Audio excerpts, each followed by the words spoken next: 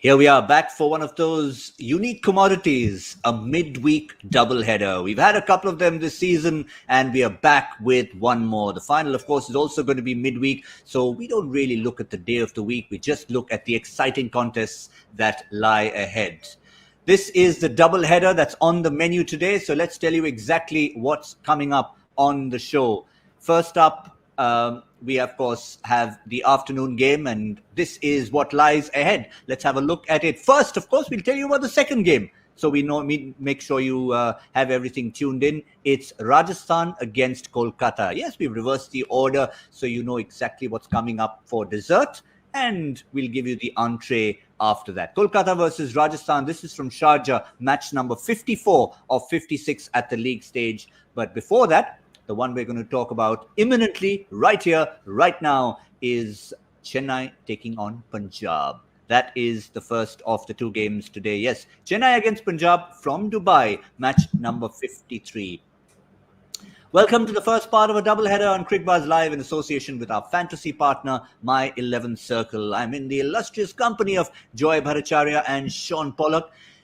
It's right till the end. We've talked so much about the numbers, the points table. This is it. It could be a moment of reckoning, at least definitely in the second game, if not the first, Shaun.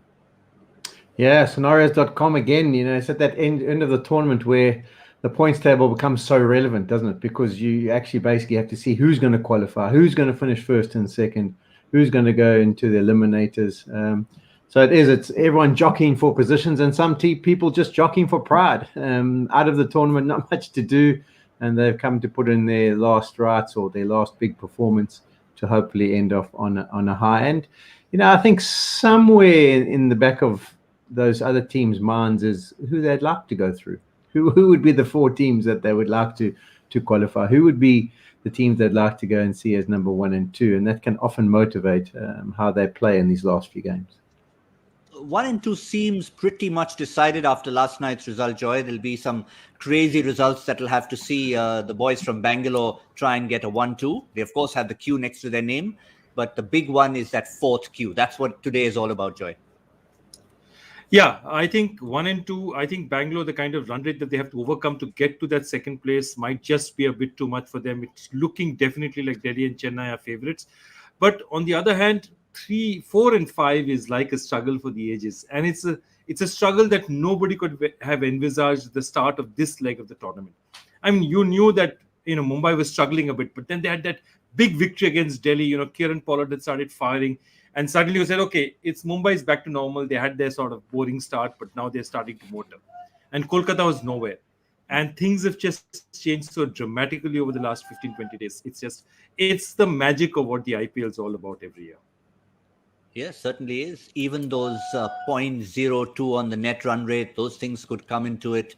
But first up for Punjab, again, like we went on, Shaun, about Hyderabad, maybe a week and a half ago, it was about me clinging on to some calculator numbers. Can they hang on? And they were in for quite a while. For Punjab, it's kind of a similar scenario. Some bizarre results, maybe beat Chennai by 1 million runs, and then, of course, hope for other results to go their way. Yeah, another season for them, though, of so close and so many opportunities, so many games where if they just got over the line, they could have ended up in the top 2, never mind looking at just trying to squeak into qualification. So, yeah, very disappointing for them. The tight games that they're almost starting to earn a little bit of a reputation. When things get tight, that will or won't they get over the line. And that's not really a situation you want to be in. So I think they'll be disappointed, particularly if you look at the way that some of their batters played at the top of the order. There were teams who were dreaming of the kind of starts they often got, but didn't manage to get them themselves. So a little bit of disappointment, but in many ways too, we never sort of, I don't know, you always get the feeling with them that they're going to make so many changes. You got the top 2 at the 1 and 2 batting positions, but then after then it becomes a bit of a lottery as to who plays. You never knuckle down certain positions, and in a situation like that, it can be difficult to work out exactly what your role is in the team. And I think that's been the case in point for them. We've seen a lot of changes, but not as many performances as were required. Looking ahead to this game, Joy, on the assumption, we hate to assume, but I think it's 99% pretty much that these two will do 1 and 2. And whether you're 1 or 2, it doesn't really matter. It's that first qualifier that you've got into. What would Chennai's approach be? It's their last game, their last chance to rest players, but perhaps even look at that perfect 11 going into qualifier 1, where let's put them for all intents and purposes. Yeah, I think definitely rest players, especially, I just think, only if they're critical or they're injured, you wouldn't want to rest players really at this stage of the tournament, because they're just a couple of games away and you want them to get into some kind of rhythm. Sam Curran has already left them. He's been injured. He's out of it now. So Dwayne Bravo has to take on that role. I think what they might do is just that last look at the batting order. Are they going to go with Robin? Are they not going to go with Robin? And there's a name you see out there and it tells you about the strength of the IPL. Dominic Drakes. They got in Dominic Drakes into the team. And why has that happened? It's happened just like Sheldon Cottrell is, Dominic Drakes. All these international players are coming to a tournament as net bowlers and waiting around for the opportunity to play. And that's why they could just immediately slot in Dominic Drakes. So it tells you the power of a franchise and the franchise-based cricket going on, that this is a league where international players are willing to come on as net bowlers and hang around just in case somebody is injured or just in case they can replace somebody and enter the squad. And that's what's happening with Dominic Drakes. Well, I can tell you one thing. Saw him up close. Wonderful character is Dominic Drakes. He was the life and soul of that Patriots dressing room, the team that went and won the CPL. He was there. He was the hero on the last day, man of the match with bat in hand, son of Vasbert Drakes, bowls quick. He's a stand-up comedian by semi-profession. He just loves to be involved. And Shaun, it would have been DJ Bravo written all over that, because Tony would have come and said, listen, Sam Curran out, anyone got any ideas? And Bravo would have said, my man for every occasion, Didi, get him in, even if he doesn't end up playing. Yeah, for sure. Right place, right time, especially these days with the COVID restrictions and the quarantines. And I mean, to be able to get to a certain place and be part of the squad. So he'll be hoping by all hopes that he manages to get an outing. I think CSK, the plan for them would be, when you look at the way everything's structured, the first eliminator, and if you lose that first game and you don't get into the final, that eliminator, it happens in Sharjah. So I think it's an opportunity for them to get an understanding about the surface and who may or may not play. So I would think your guys, you needed to get into form. They need to be given a role today. And then also your fringe squad members, or maybe potentially someone who you're thinking of drafting into a Sharjah game if you do get into the playoffs and have to play at that venue. I think that'll be their thinking. A little bit of forward planning just to make sure they've got all bases covered. Well, the quick update on the toss, KL Rahul was the first up with the coin, and they have asked Chennai to bat first. Punjab will be bowling first. So obviously they're looking at it, Joy, from the point of view of, if there is a smidgen of a chance, get them out for 95 and chase it down in 5 overs. That's the kind of scenario they're looking at, aren't they? No, but I like it. It's brave. They haven't given up as yet. And it really doesn't matter right now whether they win by 50 or win by 100 if they can't qualify. So they're going to try and qualify. If they lose badly trying to do that, that's absolutely fine. I think I'd rather, for their sake of their fans, for the sake of their team, that they go down fighting hard, fighting to qualify with whatever they have.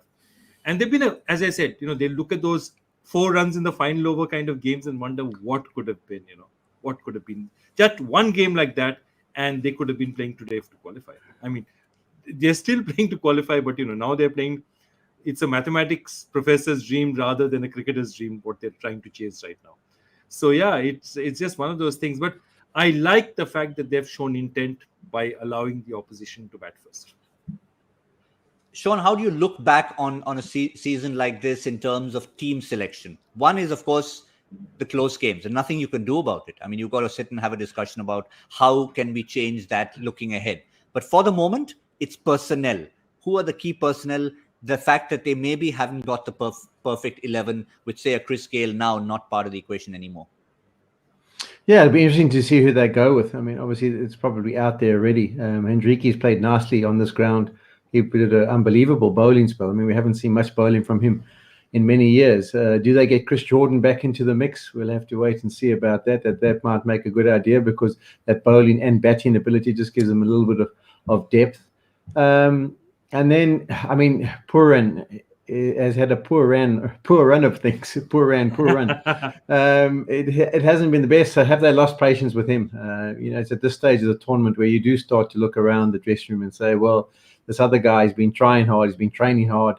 We basically need a change of luck. We can't keep running with the same individuals. And that's why I think Jordan could come in his place. That would make sense to me. Well, that's the pun of the day. I think, Joy, we'll give that to Shaun Pollock already for a long double header. Poor run. He's dead right. I mean, it's one thing to just make a silly pun that's funny, you laugh and you forget about it. But when it's relevant to what's happened in the season, it makes a lot of sense. He's had a poor run. And what we know is Shaun Pollock is dead right. Poor run means out of the side, in comes Chris Jordan. That is one confirmation we have, Joy. We will, of course, confirm the rest to you. That is perhaps the only change they've made, Joy. Interesting, because I think last time they played with 3 international players. So they had the choice of playing Chris Jordan instead of one of their guys anyway. So if they've again gone with 3 international players, I don't mind it, because I think really what they're looking is to give a display that makes them feel proud about where they are. Yeah, and let's have a look at that. Yeah. 1, Markram, Enriques, Chris Jordan. That's it. They're going with 3 international players. And I think that's excellent. If they've decided to go with it and decided that this is the way they're going to play, give kids like Arshdeep and Harpreet more of a chance, give Sarfraz a chance to show that he belongs here. Look, I don't mind it at all. But if you were at the start of the season to say that these are the 3 who are going to actually be your top 3 international players, would you have not been surprised, Gautam? And just look at the change from where they started and where they moved. Yeah, I think that's the big one. I mean, it's one thing for a team themselves to evolve, but the fact that at the end of the tournament, when it's the key qualifying game and they'd hoped to have done this 3-4 matches ago, they would have been saying, if only we could turn back time and have figured out our perfect 11, maybe into game 2 of the second half, perhaps. I think. Yeah. I mean, you want to try and settle in. I mean, we've seen the teams at the top of the table, particularly the top 2 have already qualified. Even RCB, you almost settled into understanding exactly what their lineup's going to be. They tinker with 1 or 2, maybe because of conditions, or maybe someone's injured or giving them a rest or something like that. But you have the 8 or maybe 9 players that are pretty status quo. And I think that's where your good teams come from. It's very difficult to chop and change. When you want players to concentrate on their role and not be rolling their head to see who's behind them and maybe take their place in the team. So, I think it is the nature of the beast. And from their perspective, what we've seen often happen is they make a change. Someone comes in and they have a fantastic game. And then after that, they'll have 2 or 3 where they're a bit iffy. And then you have to make another change. So, yeah, I think they will be disappointed, but it will be interesting to see what roles they play today. And Joy, the question you were answering, or rather asking, you will, of course, be asking a more pertinent question at the end of the show. But Robin Uthappa in or out? Robin Uthappa's in. Now that begs the big question. He's taken the place of Suresh Raina. Is that the last we see of Raina in this tournament, or does he somehow find a place in the playoff? I think the kind of thing that normally MS Dhoni does is he gives you a long rope. He's given them lots and lots of opportunity to Suresh Raina. And Suresh Raina has been found wanting less about his getting out early, because that can happen in this kind of format. But the way he's got out of he just looked slower. He looked a pace slow. He looked as if he hasn't played too much international cricket. He looks as if the short ball bothers him. So I think they're moving to a situation where they've said, okay, we've given you 7-8 games. This is not happening. Thanks, Suresh. Relax. I think it's now Robin deserves a chance. And I think going by past history, at least, Robin is going to play through to however long this tournament will go. I mean, that's the way normally Fleming and Dhoni operate. If that changes, I'll be very surprised. But, stranger things have been known to happen. But the Dhoni-Fleming template is give a long rope, but once it's over usually. And Shaun, this despite the very new, interesting hairstyle that Robin Uthappa has. Not a different shade of red from you, but a deep red. Have you ever seen a shade of red like that on a cricket field? No, I can't say I have. Maybe Paul Pogba for Man United made his hair go that color. But did Funky Miller have that? Did Funky Miller have a red close to Robin Uthappa? He was blue, wasn't he? Wasn't he like was a blue. big Blue. I thought he did different colors. Or he just had the blue. I can only remember Funky had the blue. The blue almost looked like your shirt color all over his head. But for me, also, I'm interested to see the surface. I haven't been impressed with the Sharjah pitch. I think it's been a disappointment. And in a tournament like this, particularly heading into the backstages, okay, in your round robin structure, that's fine. But the fact that there's going to be 2 of the playoff games taking place at this facility, I really do think they need to get that pitch a little bit better. I think you need to make sure that the surface is good and that the best teams come to the fore. You don't want an average surface. You know, on an average pitch, it gets the 2 teams closer together, and the real strength often isn't shown through. So I think the key is to make sure that this surface going forward is better, and CSK will be dead keen to see what sort of plans they can play. That's what the only other thing I would have considered was Imran Tahir. I think maybe let just me the leg stop you spin there, Sean, option. for a sec. Just so that we don't have any confusion amongst all ourselves. The afternoon game, the one we're seeing right now, is in Dubai. So it's CSK are playing Punjab in Dubai. It's the night game that is critical in Sharjah, which is fine. Okay. You make a valid Yes. point. You make a valid Yes. point, because the teams who are playing at night are essentially looking to get into that 3rd and 4th. They have no chance of making 1 and 2. So for them, it's going to be Sharjah looking at an eliminator in Sharjah. So that's a valid point to make, except we're going to be taking it forward to game number 2. Okay, my bad. But I think, Joy, what Sean is saying is dead right. If you're playing a league game, and the last league game, Kolkata will play Rajasthan in Sharjah, you have to look at that surface, not just for the game you're playing that day, but for your final 11 that you will play in that eliminator in Sharjah. True, absolutely true. And see, the first thing that strikes you, of course, we'll find out later in the day, is if that is the case, then Shakib is almost a certainty. Given what happened last time, and given the fact that they needed that 5th bowler, a genuine 5th bowler, it only means that Shakib play. And I think Kolkata is actually well set. Kolkata would look at Sharjah and say that if we qualify, they'll fancy their chances. With the kind of attack they have, they'll fancy their chances in an eliminator in Sharjah. I think they will look at it and say, let's do this match well, let's prepare well, because with the 3 spinners, we can throw at anybody. Whoever is going to play against us is going to struggle here. And I think the team they're probably going to meet, if they do qualify, is likely to be Bangalore. I mean, there's nobody else who can be in that spot. Yeah, and saying that this makes sense then CSK sticking with that team, because that'll be the team that they play in that the first game. In what's it, what do they call it, into the final? What's the word? Qualifier 1. Yeah. So it'll be on that ground. Which will be in Dubai. On the same ground. So that makes a lot more sense to me. That they stick with the tried and tested and give them an outing on the conditions that they're going to have to play in, because their last game was there as well. So it'll be a good run for them. Yeah, Abu Dhabi, after the Sunrisers game, is going to be done and dusted at the league stage. They're going to be preparing the ground for the T20 World Cup. Dubai and Sharjah are going to be alternating in the eliminators and the qualifiers. But what it does mean is it makes the life a little bit easier for all of you, because some people were expecting wholesale changes. Certainly I was. Chennai, last game, rest maybe 5 players, likes of Lungisani and Giri get in there. Not happening. Same team. So once you download your My 11 Circle app, or if you already have it, your job is already a lot easier if you've made a team. 1 crore is your first prize. 1 change between the 22 players, and that is CJ. Chris Jordan has come in place of Nicholas Poorrun. That's a simple change. If you've got Poorrun in your team, throw him out right now. So Gautam, do you have to make any changes now? Do you have to make any quick changes, or? No, right. Poorrun, I'm absolutely fine, because I didn't have Poorrun. Much as I love the guy, he's a great character, but he has had his challenges. And despite his sizzling performance on the field, they've actually got a good fielder in his place. So I'm sure they won't be complaining. Jordan's also a gun in the field. For sure. No, absolutely. I think he's a gun in the field. What they've done, interestingly, is they've shortened their batting order. Because Pooran was coming in at 3, which means Markram will now come in at 3. And really, that means that Jordan will probably be batting at 7, which is, I feel, early for him. But I think if they have to win, and if they're trying to get the results that they need to, under whatever circumstances, they need to go with 5 bowlers at least.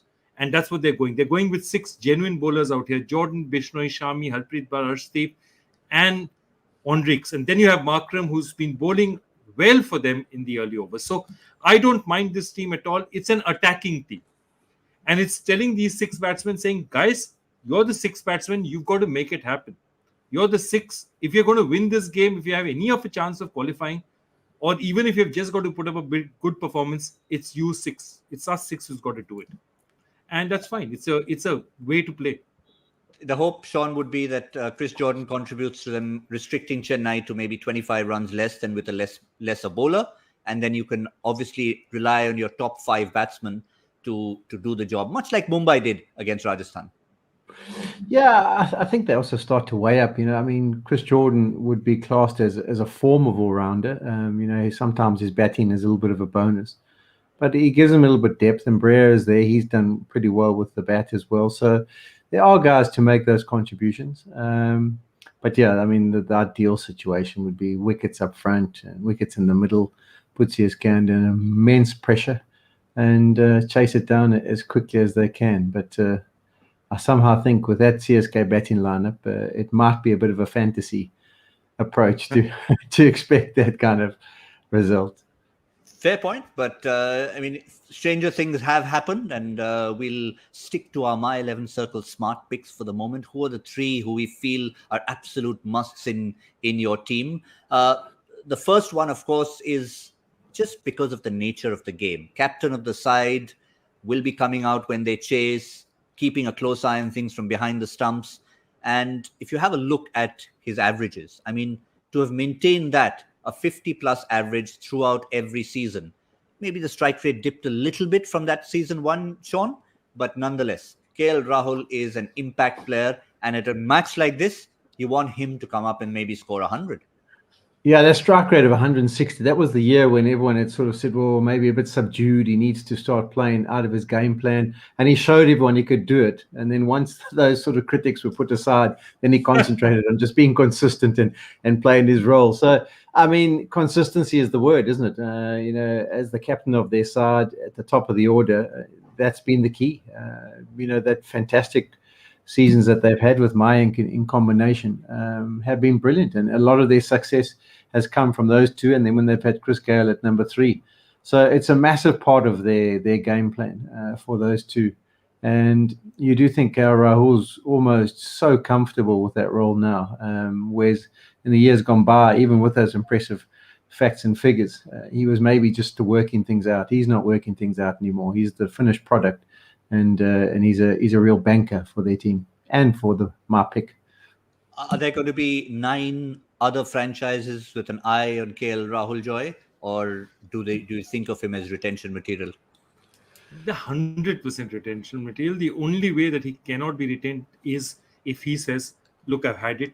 And you can choose to turn around and tell your franchise, I don't want to be retained, I want to go into the auction. It's not the easiest thing in the world to do, but you can do it. And I think, God knows how KL Rahul will play, because the only way that can happen is if some other franchise, 2 or 3 franchises talk to him and said, you know what, if you're up and out in the market, we'll bid whatever it is required to get you. But I think Punjab would be stupid to let him go. He's just such a good player. He's just such a strong part of their franchise. There's lots in Punjab that needs to be fixed. None of it has to do with KL Rahul and Mayank Agarwal. Fair point. Solidity at the top. That's going to be the pair that are going to come out to chase. Probably a 50 partnership. Every day they come out to bat. Today they'll need something of that nature. Sean, just one word on KL Rahul. As you said, in terms of putting those critics aside, he's the kind of player when he started out in that particular season, much like Surya Kumar Yadav, who could biff that first ball for 6 and let the opposition knows he's around. Is captaincy sort of not allowing him to do that? It may be a little bit, but I think he's too much of how do you put it? An educated cricketer with a full understanding about why take those risks if I can make it up later. Why take those risks at the start of an innings when I can be consistent and always give a good platform and maybe sacrifice a small scoring rate. I think if a particular match, and when you get into things like playoffs, for example, and now you have to up the ante, that's when you step up and you do it. And you play a little bit out of your game plan because the team requires it. But I think what the team's required from particularly in that Punjab 11, is for him to be consistent, and he's answered that and done it well. No, I can tell you one thing, Gautam. I'm saying, look back at him and you say, same opening pair, okay? Tell KL Rahul to go into bat and say, after him and Mayank, there's 1 of 2 of, say, Maxwell, De Villiers, Williamson, Pollard, those kind of players. 2 such players, and see the way he plays after that. He's playing Yeah. this way because he's got nothing behind him. He's playing this way like Gavaskar used to bat during the 70s, where he knows I get out, Vishwanath gets out, the tail comes in. Next thing you see is the spinners warming up for India. That's the problem with KL Rahul. How do you play with freedom when you have nothing behind you? And none of the other batsmen have given him any consistency behind at 3, 4, 5, and 6. That's why Rahul is at the strike rate he is. I know you snuck in Kyron Pollard's name there, but before you said Pollard, I was thinking you're making an obvious reference that the Bangalore boy has to go to Bangalore. I'm not saying it. I'm just putting up names. Fair point. And there's no the only name you've got to throw out of that list is Maxwell, because he was there for a few years. He was. But there's was no there, reason but he was why never you given can't have a huge reshuffle. And at some point in time, given a choice, you want to go back to not just, franchises are international franchises, but sometimes that little edge of playing for the city where you're from could just make a bit of a difference. But we leave that discussion for the moment and talk about someone who can almost be called Mr. Invisible. And the reason I say that is when you look at 11s and 22s, no one really talks about Ambati Rayudu, except he walks out there, scores the runs, scores them at decent pace, and often tends to win Chennai games, Shaun.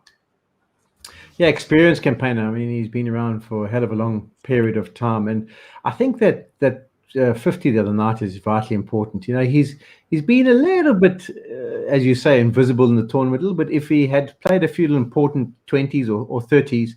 But I think that innings that he played the other night is the perfect tonic for him heading into the playoffs. Time under the belt, hit some wonderful shots, and would have given him some confidence. So no surprises that he's going to be one of our smart picks for the day, because I think he's feeling it at the moment. But yeah, Dhoni needs somebody like him. I think, yes, I know Robin Uthappa is a like-for-like replacement for Suresh Raina, but an on-field replacement for Raina is Rayudu. Rayudu's sort of been that insurance for Raina's runs. Absolutely. I think to compare Rayudu's form with, say, Uthappa's form, there's a huge difference right now. Rayudu's feeling it. Rayudu's looking the part. Uthappa's still got to establish himself. Also, I genuinely feel that Robin Uthappa is not perfect at 3 or 4. That's not his position. He's really an opener.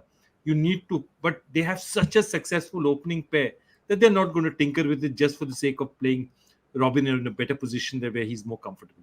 Right now, why would you change? Rituraj and Faf are like Mayank and KL Rahul. Today, we are watching perhaps 4 of the most successful the 4 most successful opening batsmen this season playing against each other. Because, while Rohit has got runs, Deacock hasn't, or Deacock has got runs, they haven't. These are the 2 pairs who have delivered consistently together. So you wouldn't put in a Uthappa just to replace that order. Yeah, one thing I'm also going to say on that, and I think it's an important thing, the BCCI, it would be very good to maybe have a word with some of the franchise coaches and just start. I was thinking of this the other day. Start to develop a 4, 5, 6 batters. Even if you look around, you've got Gakwad, you've got Jaswal, you've got Padikka. All these guys at the top of the order are brilliant. You've got your KL Rahul and Mayank. You've got so many class players. But I think down the line, you're going to start to need those little finishes. And if you can find 2 or 3 of the local Indian guys in the RPL league who can learn the art of being able to finish games for their franchise, I think that would really help Indian cricket massively. Our third My 11 Circle smart pick is someone who's contributed to Team India, not just with ball in hand, but with the bat as well. But for now, we'll focus on him as Shardul Thakur, the bowler, and the kind of wickets he got in his last outing, plus the quality of wickets, Joy. I think sometimes we look at wickets and we don't often stress on the quality. Who do you get out? There are players who have come and got out 9-10 Jack, which is good. You need them. You need to finish off games. But in a T20 situation, you're not going to often bowl at 9-10 Jack. Absolutely. He reminds me of there used to be this Pakistani batsman who was also a bowler, a change bowler, Mudassar Nazar. And they used to call him the man with the golden arm because he'd keep breaking partnerships. And that's what Shardul is doing. He's taking important wickets, especially when guys are getting off to starts. He's coming back. He's taking those important wickets. He's breaking those partnerships. And I think he's a vital player for them. I think also his contribution to the side is never going to be satisfactorily expressed by numbers, because the kind of wickets he takes in the situation he takes, that never shows up in the scorecards. So I think Shardul is a better player than even the statistics show. He's a better player. Anyway, 6.58 as an economy rate for a guy who bowls when he does is fantastic. I think he's been amazing for them. I think his batting is still a bit hit and miss. So, people call him an underdog. I love the way he batted in Australia. But if Shardul went to the nets and took himself a little bit more seriously there's no reason he can't compete with somebody like an Hardik Pandya for that number 6, 7 position. Let's ask the all-rounder in Shaun Pollock. I know there was a time when I once interviewed you later in your career, and you said, "What all-rounder? I'm a pure batsman." But for the I think it was when you got that 100. Yes, I will ask. We'll ask Joy. Joy, one of his questions. I only ever played 3 games, Joy. I played 3 games as just a batsman at international level, and you can go and look at the facts and figures of that. So, but I think from his perspective, I think one thing you got to say is confidence. You never underestimate confidence at the international level, and where you get it from sometimes doesn't have to be in the exact format that you're playing. That Test series was huge for him. I mean, the way he bowled, the wickets he picked up, as you guys are talking about, the runs he contributed, the way he batted under those conditions. For me, I just look at him. I don't know him as an individual at all. I've never worked with him. I just feel that he could do himself a little bit of a favor, getting a little bit fitter. I think that would really help his ability to be able to contribute as an all-rounder, because it does become taxing on your body, having to bat and bowl all the time. And you've got to give yourself the best chance. But as far as skills go, I love his batting. I love the way the positions he gets to. I've always loved his action. I love the way the ball comes out of his hand. So, yeah, I agree with you. I think he's fantastic. I just feel that he could maybe even take it up a notch, which can be difficult to say, because if you don't know the individual, you don't know what the mindset is. Maybe he trains like a Trojan behind the scenes. But just from a distance, it looks like he could maybe help himself a touch. But I suspect, Joy, from all the technicalities Shaun's mentioned, and just from the outside, you can probably make out he's the kind of person who'll always put his hand up. I mean, even if Dhoni or an international captain were to look around the field, he's the kind of person who'd come in running saying, "Listen, key over, give it to me." Yeah, absolutely. And see, again, I believe that players who have waited for their chance a long time are players who give it that little bit more, because they know what it's like to sit outside, bring in the drinks. And Shardul's career has been a lot like that. He's been the almost man in Indian cricket for so long, bringing in the drinks, in the 14, not in the 11, hanging around. So Shardul and Rahane have had that a long, long time when they have done this. So when they get their chance, they realize the value of it. And similarly, Shardul is a Bombay boy, was a Mumbai boy who's not really picked up that often by Mumbai or the Mumbai Indians. So he's playing for other franchises. And I think that also is that feeling that, I'm not good enough to make it. I'm trying to make it out there. So he always tries harder. I feel he always tries harder. And he has that, I just love his, he's combative. He'll give it his all. And as you said, there's this great thing about what they talk about bowlers, saying that the bowlers who bowl against the wind, that means, when you have 2 fast bowlers starting, normally fast bowlers don't like bowling into the wind, and your second guy always tends to get it. Your favorite guy likes to bowl with the wind normally, and the Shardul is one of those guys who always probably got the ball when he had to bowl the difficult end. Joy, I can tell you about that. So this part here is from having to run into the wind when Alan Donald was my partner, and in this part here is when I was with the wind. That's amazing. That is brilliant. That is brilliant. We often don't think about these little subtleties of the game, and where you bowl and who you bowl with, and when you were the senior bowler and the junior bowler, and various other little subtleties. But seniority, only one name comes to mind. Interesting quote from MS Dhoni at the toss. We're going to look at a couple of batting numbers, but before that, MS Dhoni at the toss. You're talking about a man who is playing his last match this season. We have no idea of the future, and he sort of hinted, Joy, that you will probably see me in yellow again, but maybe not quite on the field. Mentorship role perhaps for this franchise, like with Team India? Yeah, I really don't. I mean, I know that there was a India Cements program where he said that he'd like to go out with a match in yellow at the Chepauk. But honestly, I can't see even his franchise. I can't see him telling his franchise, see, if he turned around and told the franchise, pick me for another 6 years, they'll pick him. They have that kind of faith in him as a human being and as a captain, as a leader.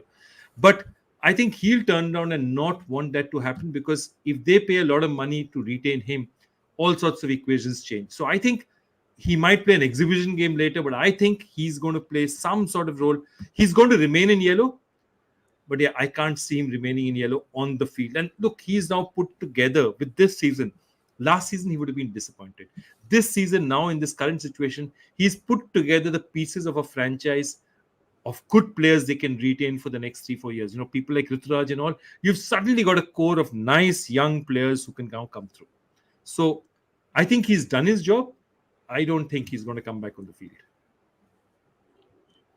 Shaun, what's your take on MST? I mean, we'd love to see him go out with a match in Chennai. Not really knowing the individual that well. I mean, he obviously had some dealings with him, but the way he sort of gave up playing for India, he didn't want the razzmatazz, did he? He wasn't interested really in having. I mean, people were saying, "Where is he?" I know I was in India at the time. We were covering the series, and I was like, "What's the news on Dhoni? Is he or isn't he going to make himself available?" And he almost went quiet. And I think he's that kind of individual. I think with Joy's got it spot on there. I think they could organise him an exhibition game in order to say thank you for your contributions and farewell. But I think the fact that he has got the Chennai franchise at heart, he would also weigh up those exact points that Joy's talking about and what's best for the franchise. I think they would love to keep him involved. I mean, he's an establishment there, isn't he? I mean, he is basically CSK, so there's some role that he will play. But I think for the future, I mean, if it was one more year, maybe they would hang on to him. But with the fact of the new auction and it being a 3-year contract, whatever it may be, it would make sense. And that's why I think these guys now would be very motivated to try and get him to end on a nice high. Well, I know it's time for the Joy Factor question. I'm going to take a quick 15 seconds to throw one radical question out at you. Dhoni hasn't really named a successor. Could we even have someone like Ruturaj Gaikwad being an uncapped successor captain as someone who's a certainty in the team? Pretty much a yes or no for now. We'll discuss it later. Joy? Yes. One word, yes. Shaun? Jadeja wouldn't be interested? Fair enough. We've got 2 possible names. Maybe we'll continue this discussion later. Ruturaj Gaikwad, Ravindra Jadeja, possible new captains of CSK. That's just a thought we're throwing out there. Hashtag Cricbuzz Live. Throw us your thoughts and we'll carry this discussion forward whenever we get an opportunity. Joy Factor question very quickly. Okay, this is one of the numbers one. In which specific list of limited overs records are Pakistani cricketers in the top 3 spots and Ravindra Jadeja in 9th place is the highest ranked Indian? There, we talked about Jadeja, whether or not he becomes the next captain or not. For now, he's the subject of the Joy Factor question. Hashtag Cricbuzz Live. Get those answers back to us. We love our predictions on the show with the match already underway. No real hints as to where we are going. It is very much convention. Faf du Plessis, Ruturaj Gaikwad are out there in the middle. Shaun Pollock, what are they going to get in 20 overs? It's an obvious one, 169. 169, fair enough. He's put it out there almost as if it's already happened. Joy? Is that what you were kind of going for? I was going to go 170, but I'm going to go then 155 and spread the market a bit. 155, spread the market a bit. Is this the kind of game that you could go even lower? Why not? Punjab would love that. 143. I could be way off the mark, but just to get the Punjabi hearts beating, why not? 143 and chase it down in 12 overs. Just for fun. Wow. Just for fun. It's not going to happen. It's not likely to happen, but it has to happen if they are to even stand a chance. That's all we have on the show. Cricbuzz Plus, if you want to find out more informed opinions, just like we're trying to get left field opinions, maybe new captain of the Chennai franchise for next year and so many other topics, that's where you've got to go. That's all we have on the show. Thank you, Shaun. Thank you, Joy. We'll see you all very soon in the 10th over for Cricbuzz Combox. This is Cricbuzz Live in association with our fantasy partner, My 11 Circle.